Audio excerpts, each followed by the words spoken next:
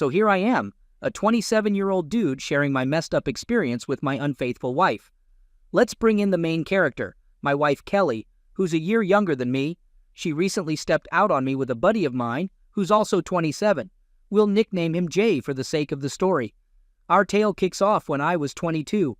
I was at a buddy's wedding and ended up sitting next to Kelly. We were both tight with the couple. She was besties with the bride and I was pals with the groom. Little did we know our friends had cooked up a scheme to set us up by seating us together at the wedding. When I first saw Kelly, I was totally floored by her looks. As we started to talk, it was clear that we had a ton in common. Our chat was smooth, and we hit it off right away. We gabbed, enjoyed the wedding grub, and even cut a rug on the dance floor. It was a night full of dancing, boozing, and you guessed it, a little canoodling right there in the middle of the dance floor. Our friends, the happy couple, were thrilled to see their matchmaking plot come to life. They jokingly asked us about our relationship, but we just brushed it off and kept enjoying our night. When we said our goodbyes, we didn't swap numbers. But then, a week later, I got a text from Kelly asking me out. Our bride friend had given her my number. I didn't think twice. I said yes, and that's how our relationship started to bloom. Fast forward a few years and things were going great. Apart from the usual squabbles that all couples have, nothing major ever came up. So eventually, I asked her to marry me. Less than a year later, we tied the knot. We had a little over a year of marital bliss before my world fell apart. Just before our first anniversary, I noticed Kelly acting different. She started guarding her phone. Her girls' nights out seemed to multiply, and our love life pretty much disappeared. I brought up these issues a few times, only to be brushed off and accused of being insecure. Kelly didn't seem to care about my feelings or worries, so in return, I became distant. The loving goodbye kiss when I left for work disappeared, and our chats dwindled to just the essentials. Then came the night when I couldn't take it anymore and decided to do some digging. While Kelly was asleep, I went through her phone and laptop, checking her texts, emails, and messaging apps, but didn't find anything fishy. But having read tons of stories on here, I knew there was one more place to check: her car. I snuck into her car, and lo and behold, I found a second phone. I knew right then what was happening, but I wanted to collect all the proof for when I confronted her. I didn't want her to brush it off, saying it was a one-time thing or some other baloney. I went through the phone, finding only one sketchy number. I read every text, hooked up the phone to my computer, and printed out every chat and picture. That night, I found myself looking up divorce attorneys in my home office. I spent hours checking out lawyer bios until I found one I liked. I shot him an email, but since it was a Saturday, I wasn't expecting a reply. My curiosity was through the roof. I wanted to know who the guy was, so I grabbed my phone, dialed the number I'd found, planning to pretend I was Spectrum. But as I dialed, Jay's contact popped up. I felt my world implode. I lost it, yelling and swearing in my office. My wife came in to see what was up. The second I saw her, I yelled at her to get out. I'd never raised my voice or sworn at her before. After that, I stayed locked in my office, silently seething and staring at the wall, needing a drink. I rang up a buddy from the wedding and asked if he'd meet me. He said yes, probably because he could tell something was off in my voice without me saying anything. I grabbed all the printouts and headed to the bar. I got there first and ordered 4 shots of Jack and a beer. When my friend, let's call him Tony, showed up, he found me finishing my last shot. When he asked what was up, I just blurted out that Kelly was cheating. He was the one who had introduced me to Jay, and all he could do was apologize over and over. Even though Jay and I weren't tight, we were cool whenever we bumped into each other at parties. I made Tony swear not to tell anyone about this. I hadn't even talked to Kelly or a lawyer yet. If his wife asked about me, he was to say I was having issues at work. He agreed. We drank and chatted for most of the night. Around 3 a.m., I called an Uber and headed home. When I got home, I saw Kelly asleep on the couch. Without saying a word, I went up to our bedroom and crashed. When I woke up, she was lying next to me. Not ready to confront her yet, I got dressed and left the house. I made a beeline for my office and drowned myself in work for the entire day. When I rolled in around 10 p.m., my wife was there waiting. She'd cooked dinner and asked if I wanted her to warm it up. I just said no and hit the sack. She followed me, asking what was eating at me. I told her to back off and that I needed some shut-eye, but she wouldn't let me be and kept prodding and trying to get my attention. Finally, I lost it and hollered at her to quit it and let me sleep. The next morning, I got an email from the attorney asking to meet up later that day. I confirmed the appointment and got ready to head out. When I came downstairs, I saw Kelly had whipped up breakfast and wanted to chat. I grabbed a little food and took a seat. She started off saying that I'd been off lately and went on about how I'd changed. She wanted to know what was up. I told her work was a bear and promised her it would be over soon after I finished eating. I told her I had to bounce for work. I was watching the clock, waiting for my meeting with the attorney. The sit-down with the attorney went smoothly. I handed over all the proof I'd collected. The attorney told me, "Well, I'm sorry for the mess you're in, but I'm glad you've got all this evidence. You see, we're in a fault state, so your wife can't touch most of your dough." I was floored. I hadn't even considered that. I just wanted to get the divorce over with ASAP. I asked the attorney to make copies of the evidence, and he agreed. When I got home, I was ready to face Kelly, but she was MIA. I rang her a couple of times, but no answer. So I shot her a text. "I don't care if you're with Jay right now. Get back here. We need to hash things out." Sure enough, she called back in less than a minute, asking what I was on about. All I told her was to get back here now. She showed up 15 minutes later. Interesting. I said 15 minutes is about the time it takes to drive from here to Jay's. What a coincidence. She looked at me, baffled. I gave her a minute to gather her thoughts, but she was too busy doing her best goldfish impression to respond. "Cat got your tongue?" I asked. She tried to deny everything and started gaslighting me. As she began to hurl personal insults, I slammed my fist on the table to shut her up. "Check out this mountain of proof I've got," I said, pulling out my stack of evidence. I showed her each printout one by one. She told me to stop and started to cry. She even tried to apologize and said she loved me. "Funny," I said. "You were so gung-ho about tearing me down and throwing insults just a minute ago. Where's that fire now?" She tried to hug me, sobbing about how sorry she was. I put up my hand, telling her to back off. She kept trying to get close, insisting she could fix things and she'd do anything for me, suggesting we take this to the bedroom. "You think we should move this to the bedroom? I'm never laying a finger on you again. And guess who else has these papers? My attorney. I'm divorcing you. Now grab a bag, pack your stuff, and get the hell out of my house." That was 3 days ago. And since then, I haven't heard a peep from her. Sorry for the long story. For those who've been in my position, what should I be ready for next? Thanks for being here with me. Hi, everyone. First off, a huge thank you to all of you who took the time to comment or send me messages. Your advice and kind words mean the world to me. Sorry if I haven't managed to respond to all your comments. I've been trying to keep up. After the first post, I was swamped with a ton of advice. Being the level-headed guy I try to be, I decided to take most of it. This morning was all about damage control. First on the agenda, scheduling a doctor's visit for an STD test. That's now set for 2 days from now.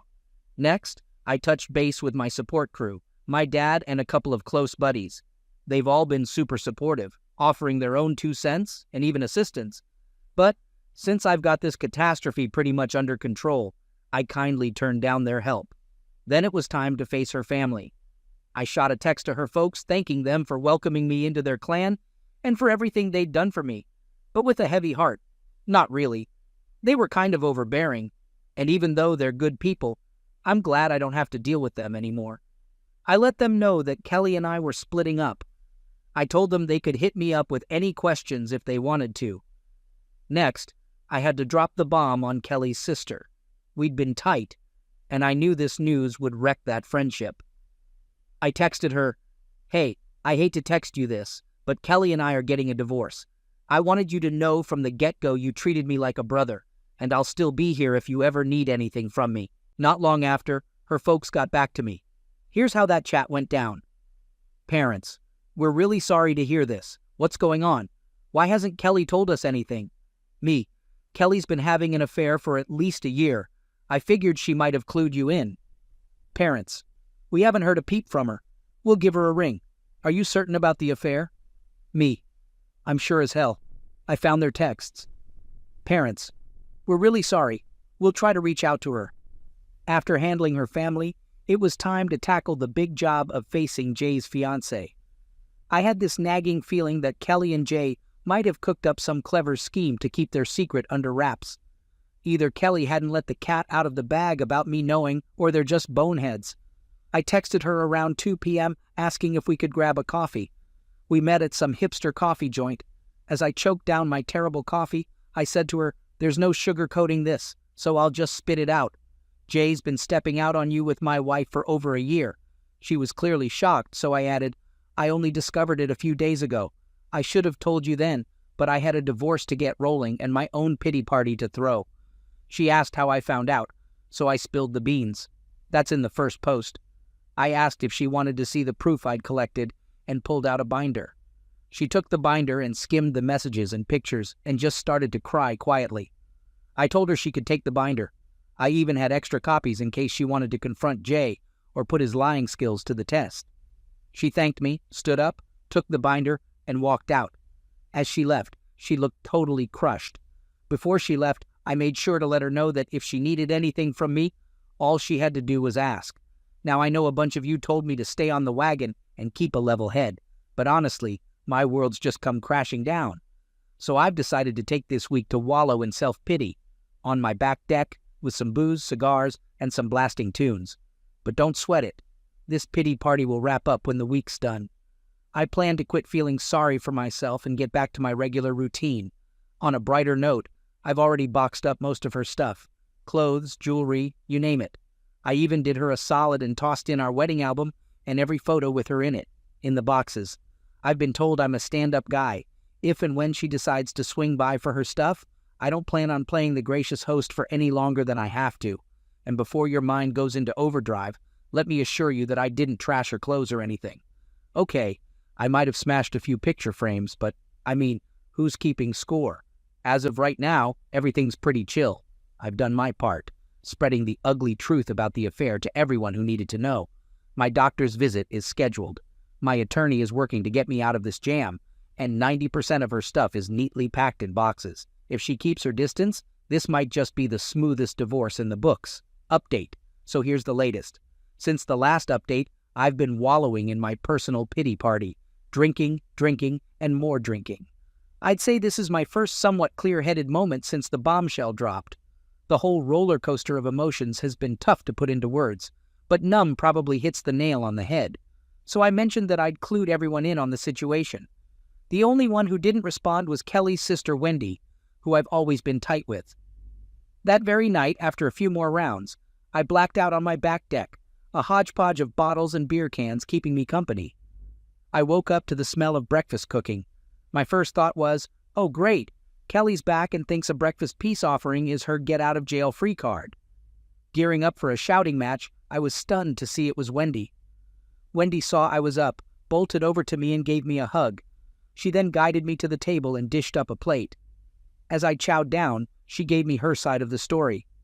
Apparently, Kelly had shown up at her place, playing down our issues as a temporary hiccup. When I texted Wendy about the divorce, she confronted Kelly, who crumbled and spilled the beans. I set her straight. There's no way she spilled all the beans. I then laid out the whole dirty story. Wendy led on that Kelly had tried to pass it off as a one-off slip-up. I made it clear to Wendy that making up with Kelly was off the table and that Kelly should start looking for a lawyer. To my surprise, Wendy had my back. She made it clear that while she cared for her sister, she was my friend too, and wasn't going to ditch me. This warmed my heart.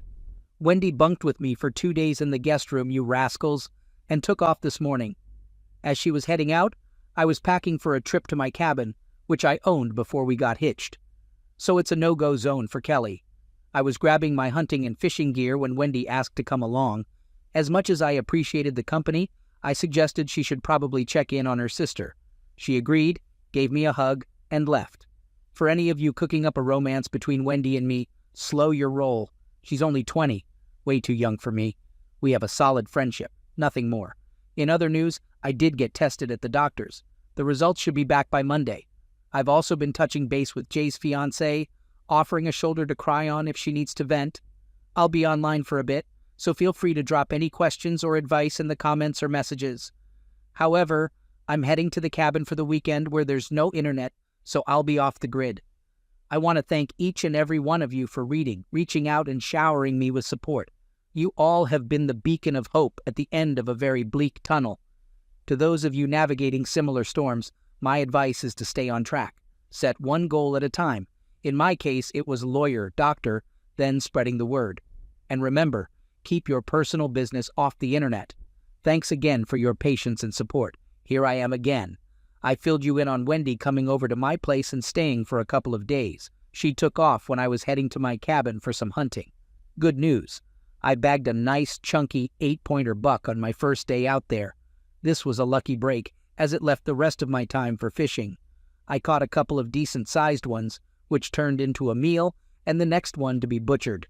I spent the rest of my stay at the cabin, processing my deer and soaking up the natural beauty.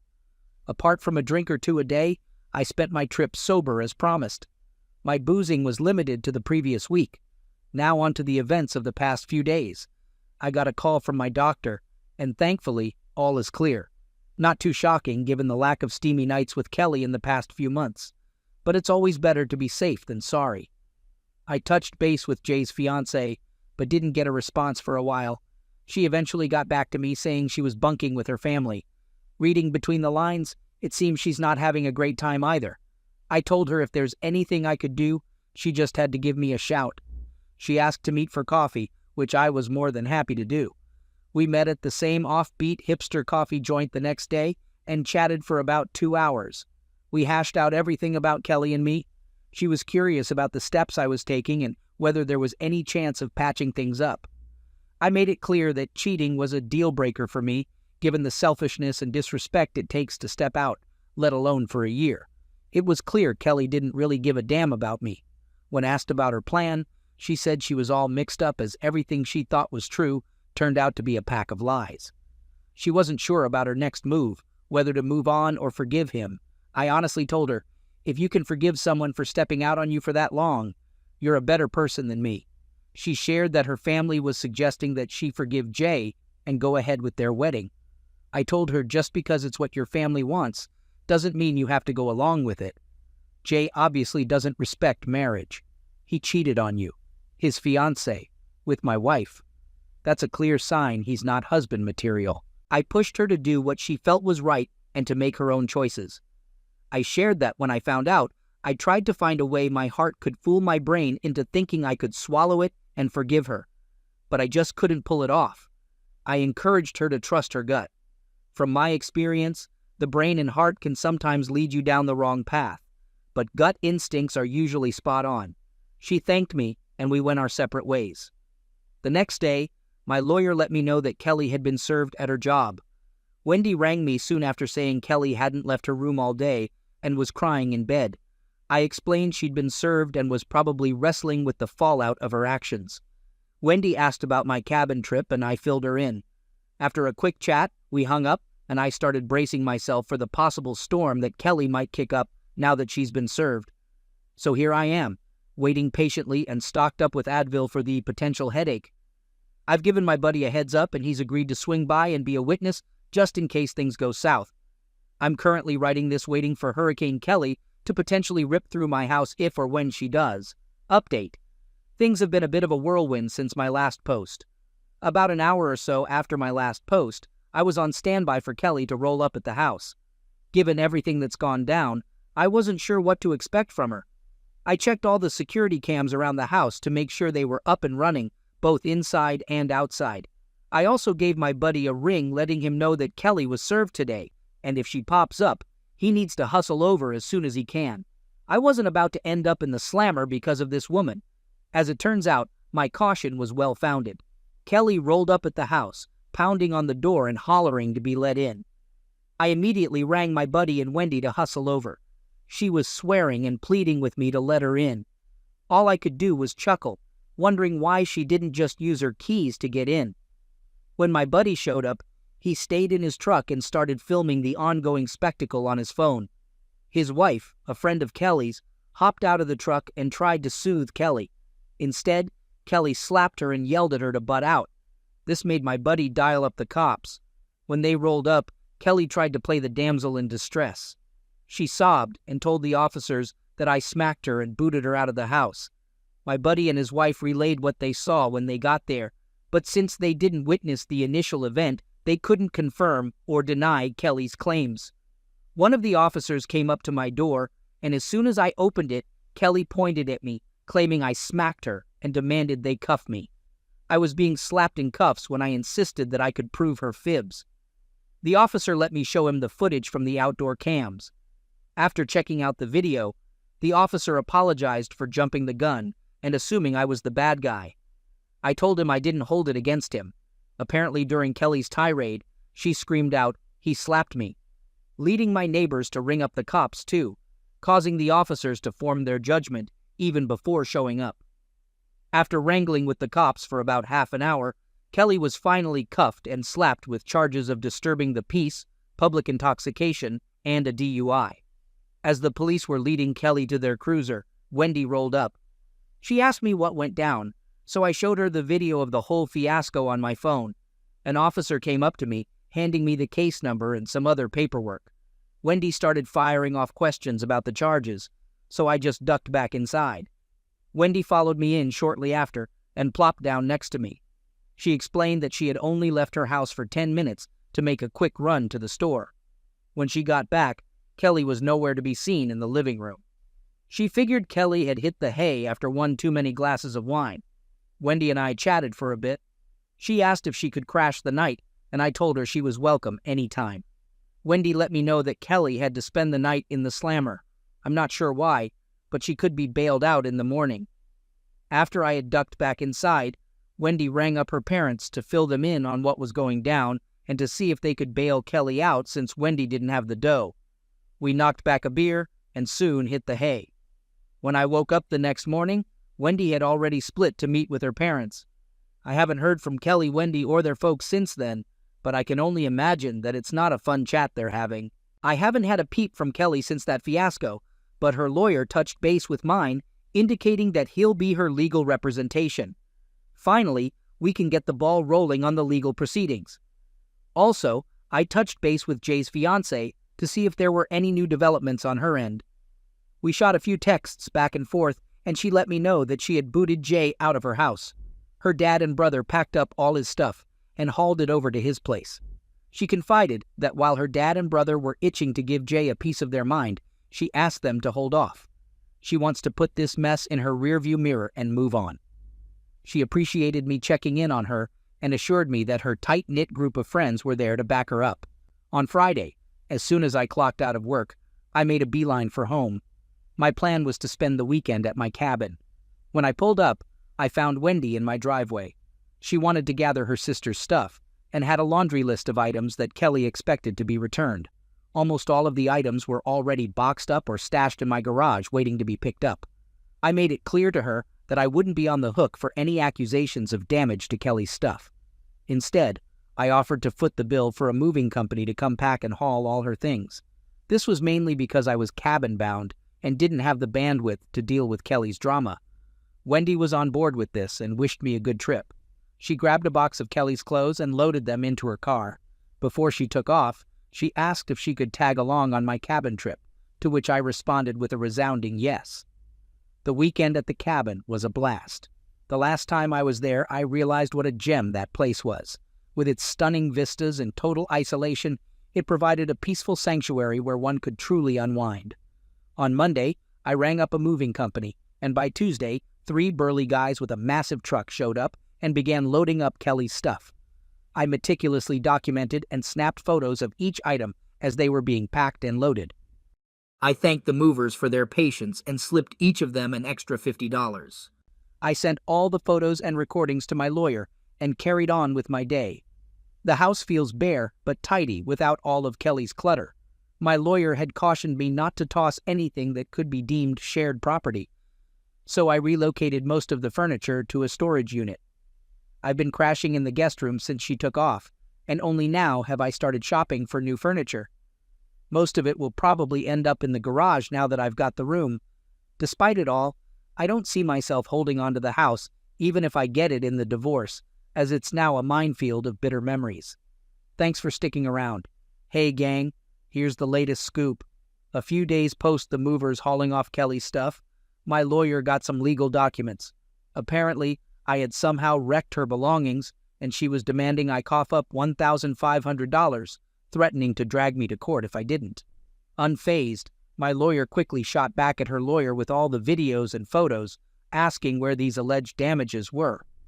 According to him, this situation just further exposes her erratic behavior to the judge, and while it might be a pain now, it will serve as solid evidence in court. It seems her lawyer wasn't quite ready for the level of thoroughness I bring to the table. I mean, I've documented and photographed everything when I unearthed my wife's infidelity. For some reason, I found myself gravitating towards this page.